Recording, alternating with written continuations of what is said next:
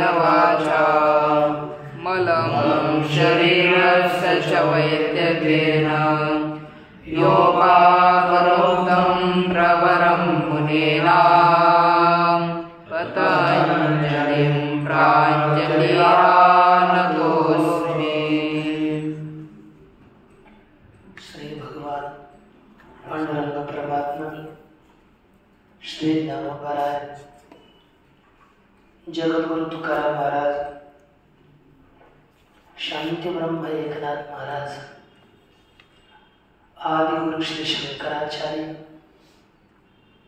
इत्यादि सर्वेषां सतां कृपया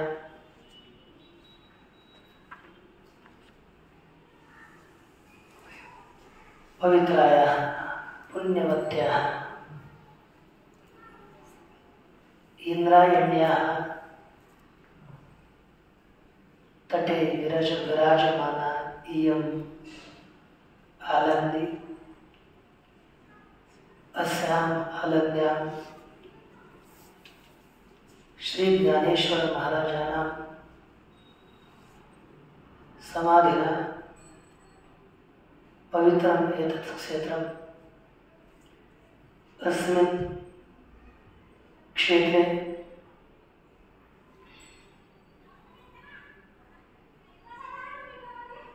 चातुर्मासे अस्माकं गुरुकुले वयम् अद्य योगसूत्रस्य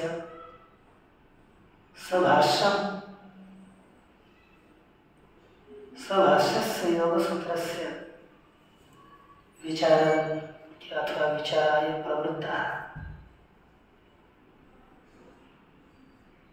इतः प्राक् योगसूत्रे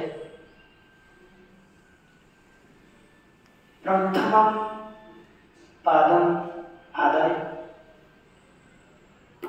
विचारं वयम् अकुर्मः। पूर्वस्मिन् पादे योगः कः? योगश्चित्तवृत्तिनिरोधः। चित्तवृत्तीनां निरोधः सः एव योगो नाम समाधिः। अस्मिन् सूत्रे सम्प्रज्ञातसमाधेः असम्प्रज्ञातसमाधेश्च उभयोरपि संग्रहः भवति। यतो हि सर्ववृत्ति निरोधः इति नोक्तं, चित्तवृत्ति निरोधः एतावदेव उक्तम्। अतः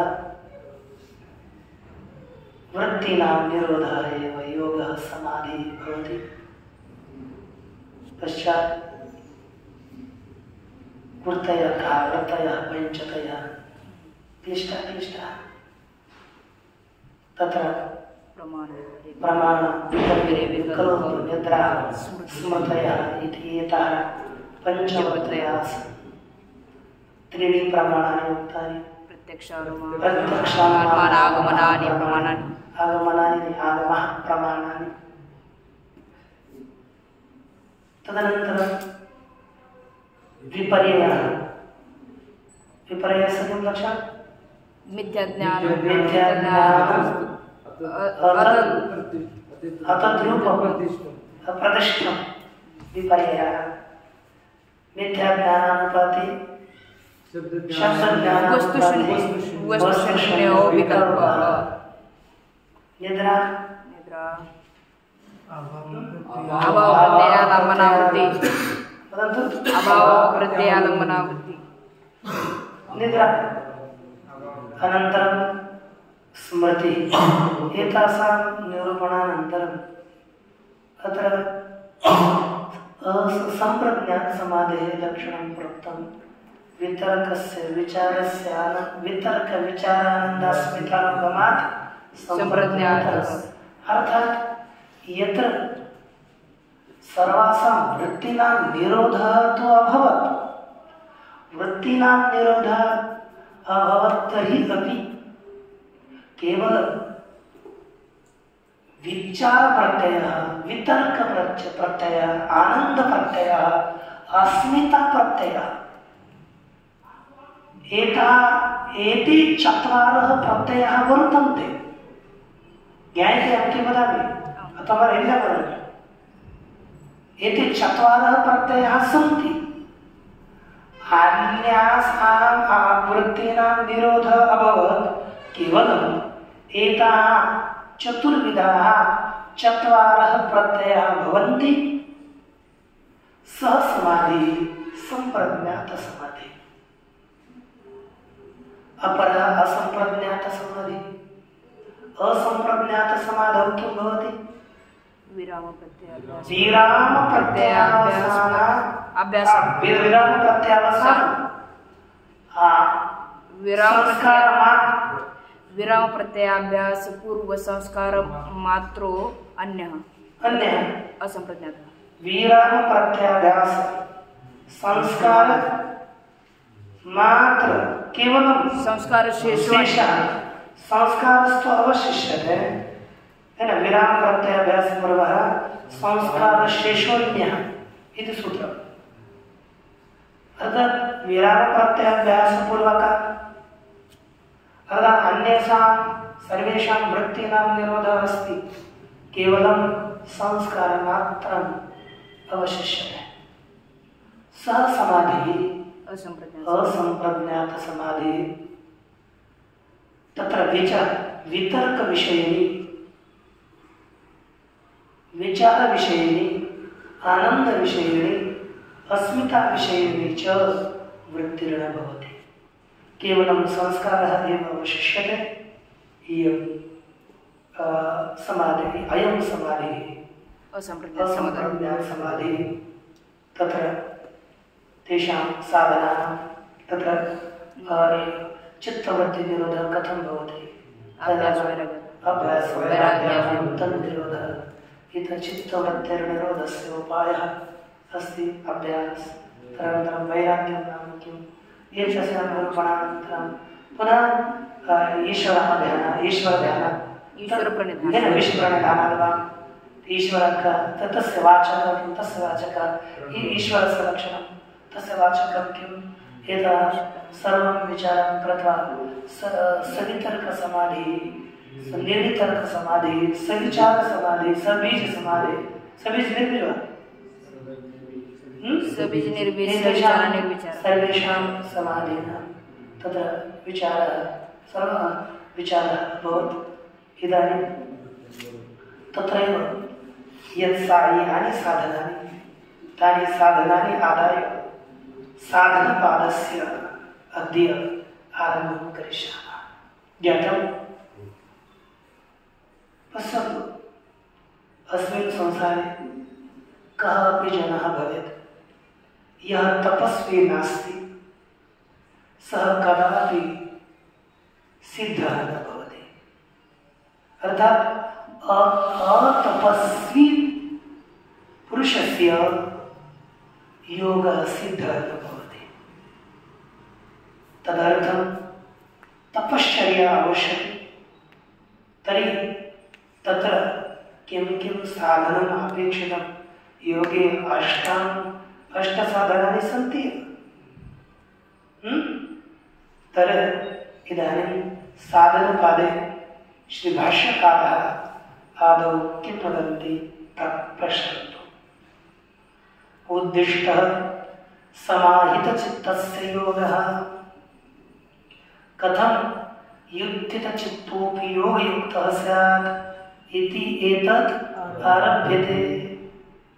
समाहितचित्तस्य योगः उद्दिष्टः। किमुक्तम्? समाहितचित्तस्य, समाहितचित्तस्य अर्थात् एकाग्रचित्तस्य।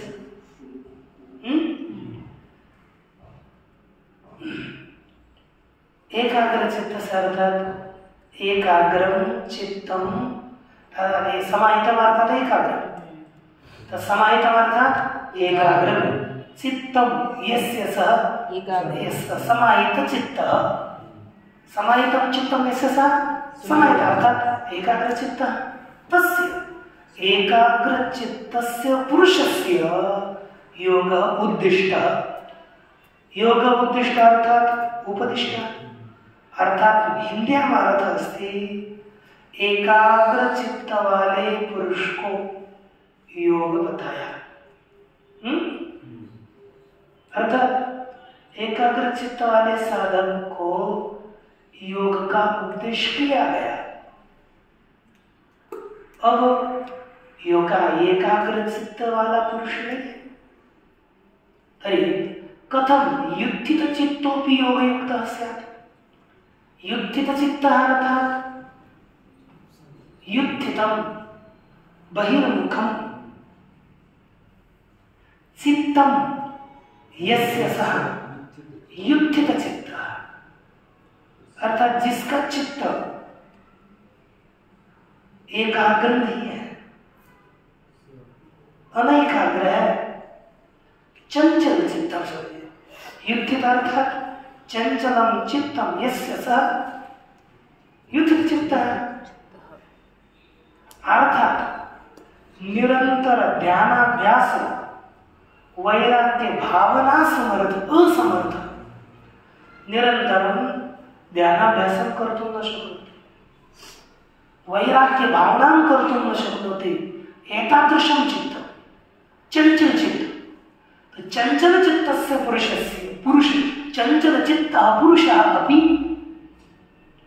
योगेन युक्तः कथं स्यात्।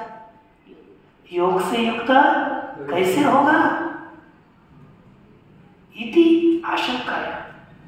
ऐसी शंका होने पर एतद आरभ्यते, इस पाद का आरंभ किया जाता है। तो देखिए प्रथम सूत्रमस्ति तपस्वाध्यायेश्वर प्रणिधानानि क्रियायोगः। तपस्वाध्यायेश्वर प्रणिधानानि क्रियायोगः। तपस्वाध्यायेश्वर प्रणिधानानि क्रियायोगः। तपस्वाध्यायेश्वर प्रणिधानानि क्रियायोगः। अत्र वदन्ति यस्य चित्तं चञ्चलम् अस्ति तस्य कृते क्रियायोगः साधनम्। क्या साधन है? क्रियायोग। जिसका चित्त एकाग्र है उसके लिए सीधा समाधि योग, और जिसका चित्त चंचल है उसको भी योग युक्त होना है, उसके लिए क्रिया योग ये साधन बताया। फिर क्रिया योग कौन है, कौन कौन से क्रिया योग के अंतर्गत आते हैं?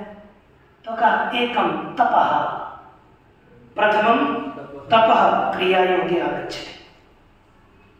तपः क्रिया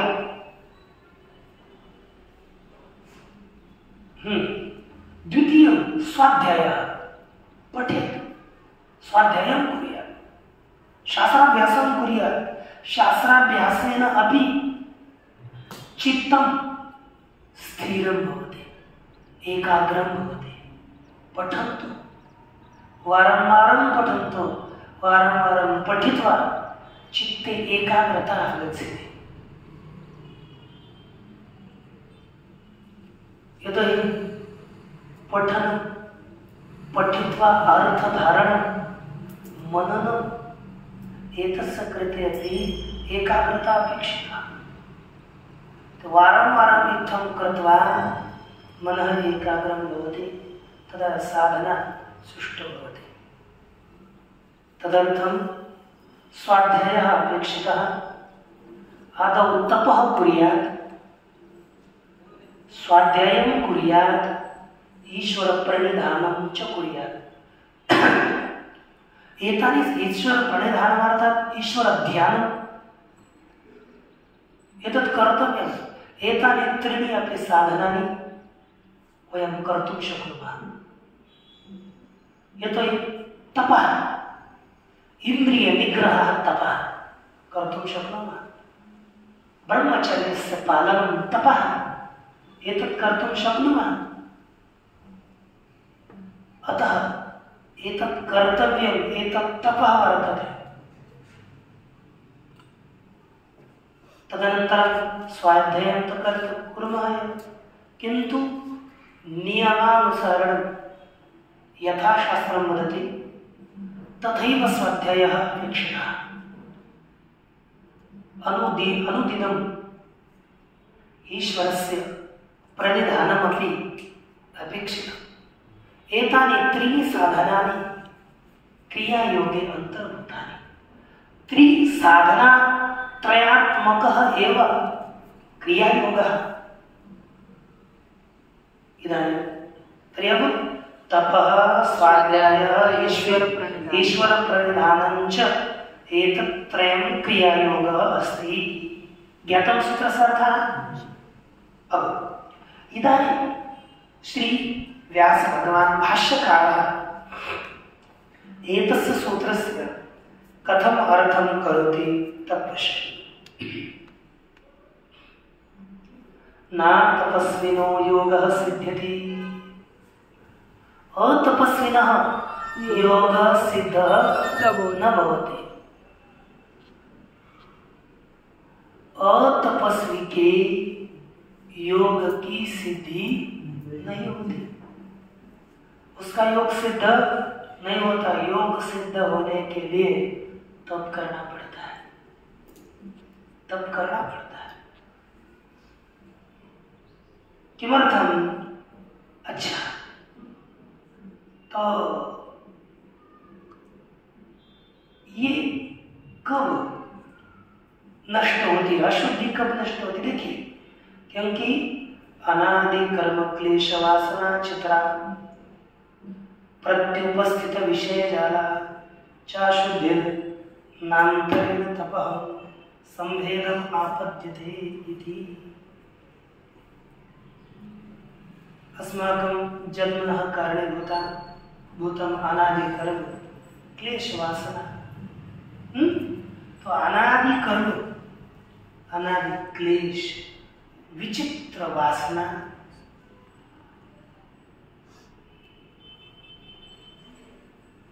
उससे प्रत्युपस्थित विषया जाला उत्पन्न हुई, जो विषय जाल वाली, विषय जंजाल वाली अशुद्धि है, अपवित्रता है। कर्म तो जानते हैं, कर्म के फल का अनुभव लिखा। क्लेश अर्थात उस दुख का मूल अज्ञान, क्लेश का अर्थ लिया, और वासना है। इससे उत्पन्न हुई जो विषय जाल रूपी अशुद्धि, अपवित्रता, वह तपः अंतरेण संभेदम न आपद्यते। वह अशुद्धि तप के बिना नाश को प्राप्त नहीं होती। तप करने से ही या अंतःकरण में होने वाली विषय जालात्मिका अशुद्धि है ना, विषय जाल संप्रयुक्त कौन? अशुद्धि। वह अशुद्धि, अपवित्रता तप के बिना नाश को प्राप्त नहीं हो सकते। इसलिए जीवन में तप अतीव आवश्यक है, और इसी कारण से तपसः उपादानम्, इस सूत्र में तप का ग्रहण किया हुआ है, तप दिया हुआ है।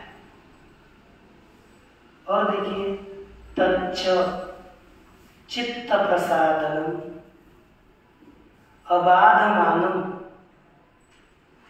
अनेन आसेव्यम् इति मन्यते। तच्च अर्थात वह तप, तप चित्त प्रसादनम् अबाधमानम् अनेन आसेव्यम्। अनेन अर्थात साधक ने इसका सेवन करना चाहिए, ऐसा माना जाता है। किसका? चित्त को प्रसिद्ध करने वाले और प्रसन्नता को कभी भी बाधित न करने वाले, अपने साधना को बाधित न करने वाले तप का सेवन करना चाहिए, ऐसा माना जाता है कि नहीं? ध्यान दीजिए। ये तप क्यों करना है? क्योंकि चित्त के प्रसन्नता को बाधित नहीं करता, स्वयं चित्त को प्रसन्न करने वाला है। ऐसे तप करने से अंतःकरण प्रसन्न रहता है, प्रेम होता है भगवान में, अपने शास्त्रों में निष्ठा दृढ़ होती है। किसी भी अपने सनातनीय नियमों का उल्लंघन करने की इच्छा नहीं होती। मनुष्य अच्छा साधक बनता है, सच्चा साधक बनना ही इस जीवन का लक्ष्य होना चाहिए। अभी तो कम से कम भगवान ही हमारा साध्य है, उसके प्राप्ति के लिए चातुर्मास चल रहा है, तो चातुर्मास के कुछ नियमों को धारण करेंगे तो बहुत अच्छा होगा, क्योंकि मुझे ये इन नियमों को चातुर्मास में पालन करना है। ऐसा विचार करके नियमों का पालन करोगे तो बहुत लाभ होगा। कुछ बताए? जैसे अभी नहीं, शाम को सबको बताएंगे, फिर जिसको करना है वो करेगा, जिसको नहीं करना वो नहीं करेगा।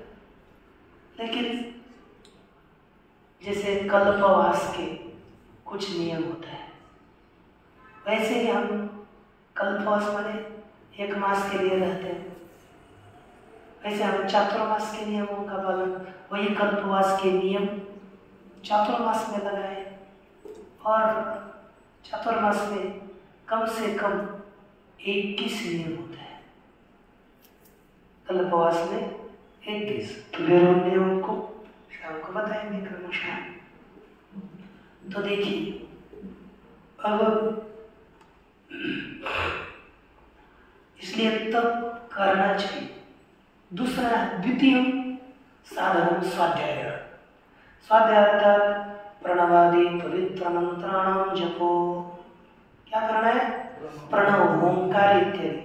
ओंकार आरंभ का मंत्र है, इसलिए ओंकार मंत्र हो, षडाक्षरी अपना मंत्र हो, द्वादशाक्षरी मंत्र हो, गायत्री मंत्र हो, पंचाक्षरी मंत्र हो, इन सभी मंत्रों का, पवित्र मंत्रों का नियम पूर्वक संभव हो उतना ही एकादश, एकविंशति, 31, 1,40, 1,50 वा मालायाः जपं कर्तुं शक्नुमः वयं।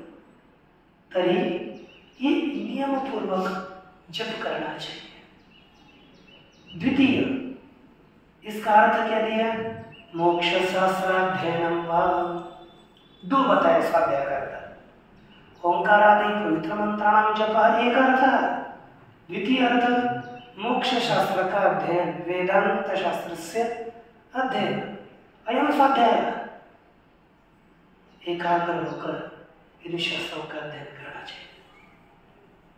तृतीय साधन ईश्वर प्रणिधानम। ईश्वर प्रणिधान माने क्या है? कहते हैं सर्व क्रियाणाम परम गुरव अर्पण तत्फल संन्यासो वा। ये भी ईश्वर प्रणिधान में करना है क्या? जितने हम कर्म करते हैं, वो कोई भी हो,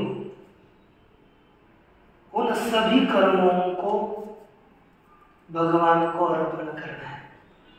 भगवतामृतम श्रीमद् भगवद गीता है, यत् करोषि यदश्नासि यज्जुहोषि यदासि यत् तपस्यसि कौन्तेय तत् कुरुष्व मदर्पणम्। इति भगवदुक्त्या यत्किञ्चित् वयं कर्म करिष्यामः बुद्धौ संस्थापयन्तु अस्मिन् चातुर्मासे तु कुर्वन्तु यद् यत् कर्म कुर्मः तद भगवते समर्पयत। हम भगवदर्थम कर्म करोमि। अयम चातुर्मासः अस्माकं साधना भवेत्। परिवर्तनं जीवने एकदम निर्णयं कृत्वा कुर्वन्तु। अहं यद् यद् कर्म करोमि तत् तत् कर्म भगवते समर्पयामि।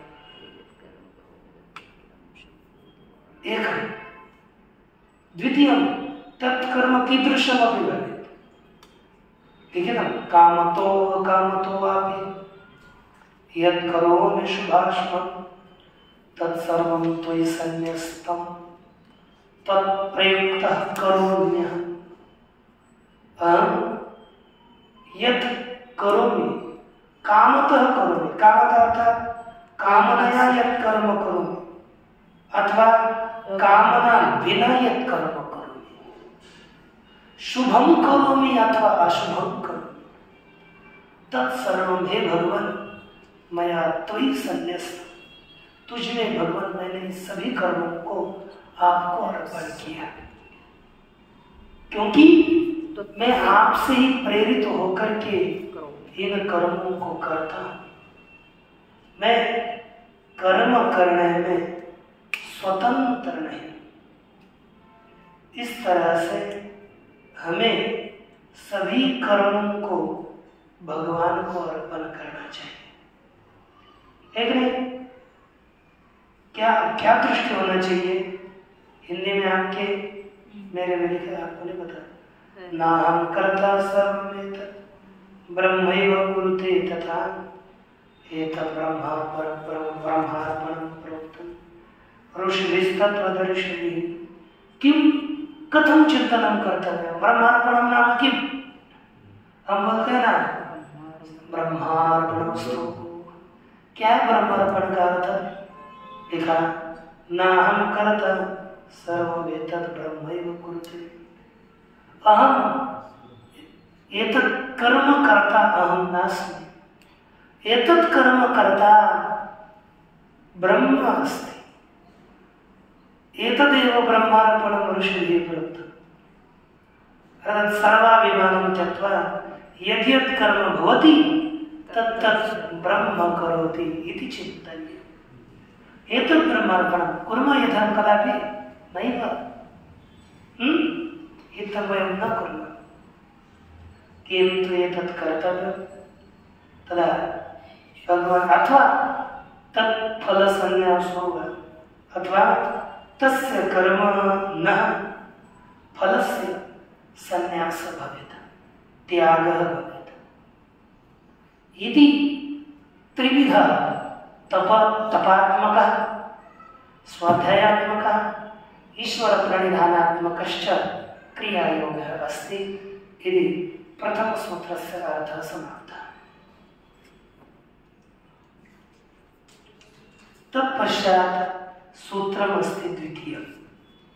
तर्हि एतस्य क्रियायोगस्य फलं किम्? सफलः निष्फलः वा? तर्हि वदन्ति सही क्रियायोगः समाधिभावनार्थः क्लेशतनुकरणार्थश्च। वदन्तु समाधिभावनार्थः क्लेशतनुकरणार्थश्च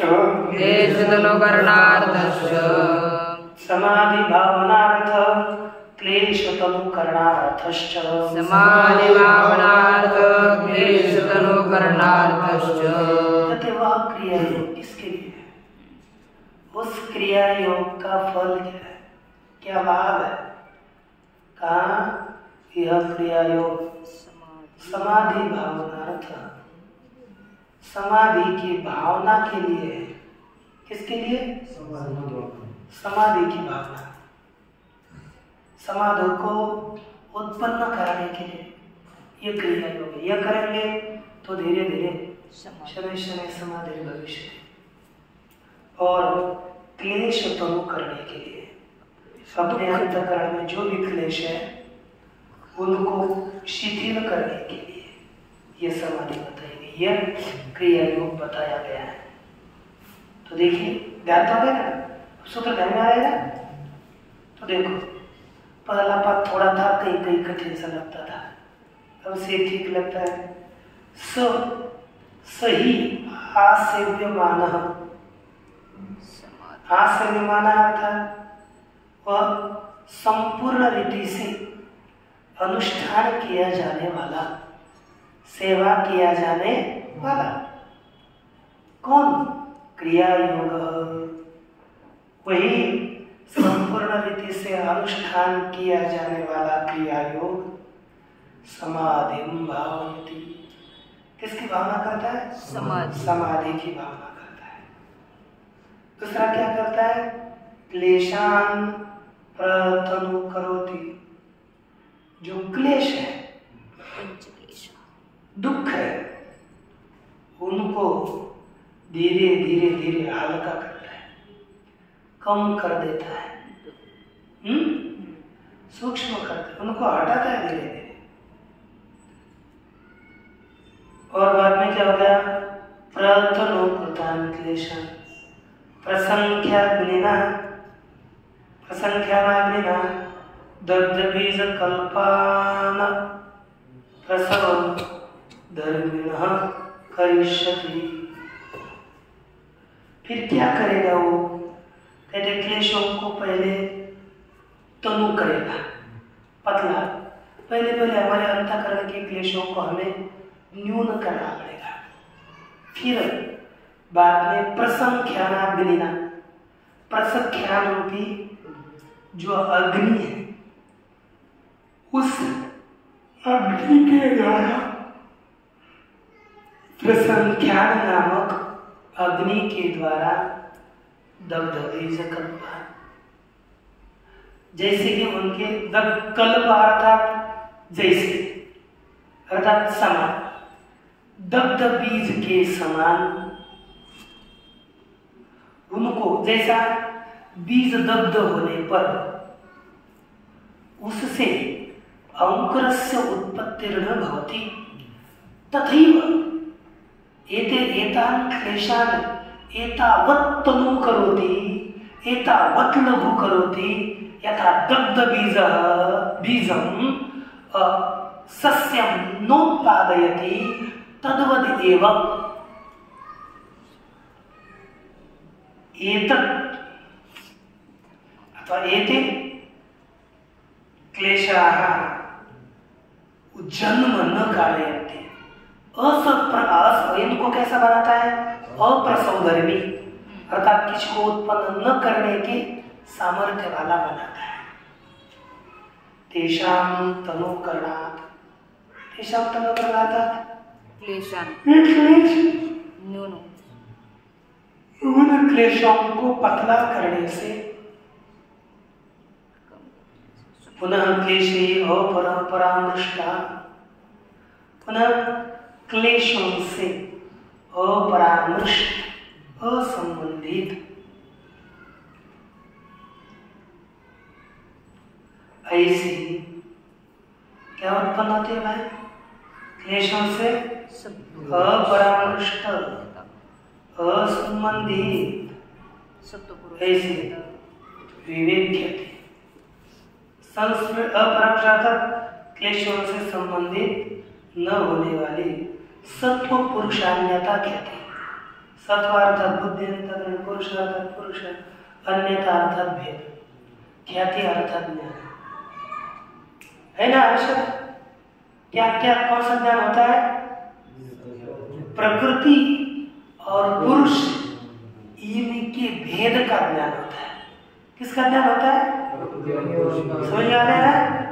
प्रकृति और पुरुष के भेद का ज्ञान। सूक्ष्म प्रज्ञा समाप्ताधिकारा प्रतिप्रसवाय कल्पयिष्यते इति।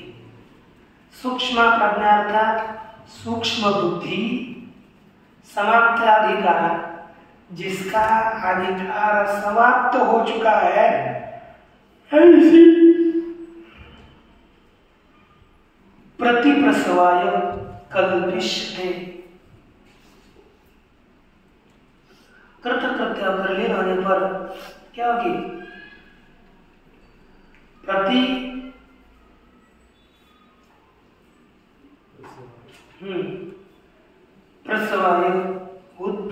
के लिए कल्पना कल्पिष्यते समर्थ होगी,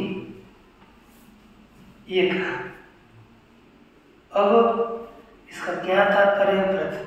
कैसे समर्थाधिक हो रही है, क्यों कर रही है, इसका सभी हम अर्थात इसका अधिकार समाप्त हो गया ना, अर्थात ये उत्पन्न हो गया संसार, तो उसका प्रतिप्रसव अर्थात उसका लीन करने के लिए समर्थ होगी, इसका नाश करने के लिए ही समर्थ प्रविलयाय प्रतिप्रसव आय का अर्थ क्या है? लयाय लयाय प्रतिप्रसव अर्थात पुनः उत्पत्ति नया किम, यह प्रतिप्रसव अर्थात लय, लय के लिए यह समर्थ होगी, यह आपको बताया गया। अब पूछ रहे हैं क्लेशों को तनु कर रही है, अतः केते क्लेशा, और वे क्लेश कौन से है? कितने हैं, कौन से है, कितने हैं? तो बताया, देखिए, अविद्या स्मिता राग द्वेषा विनिवेशा पंचक्लेशा, अविद्या स्मिता राग द्वेषा विनिवेशा पंचक्लेशा, स्मिता राग द्वेषा विनिवेशा पंचक्लेशा, अविद्या स्मिता राग द्वेषा विनिवेशा पंचक्लेशा, पांच क्लेश, अविद्या अस्मिता राग द्वेष और अविनिवेश, ये पांच क्लेश। तो देखा, क्लेशः इति पंच विपर्ययः इत्यर्थः, पांच क्लेश है। क्लेश का अर्थ क्या है? विपर्य। विपरीत ज्ञान कितना है? पांच प्रकार का। एक तेज संदमानः, वे बहने वाले, गुणाधिकारम दृढ़, अपना गुणों के अधिकार को वे दृढ़ करते हैं, है कि नहीं? और दूसरा है गुणों के कार्यों को दृढ़ करते हैं, और उससे क्या होता है कि परिणाम अवस्थापयन्ति, वो अपने परिणाम को सभी के ऊपर स्थापित करते हैं।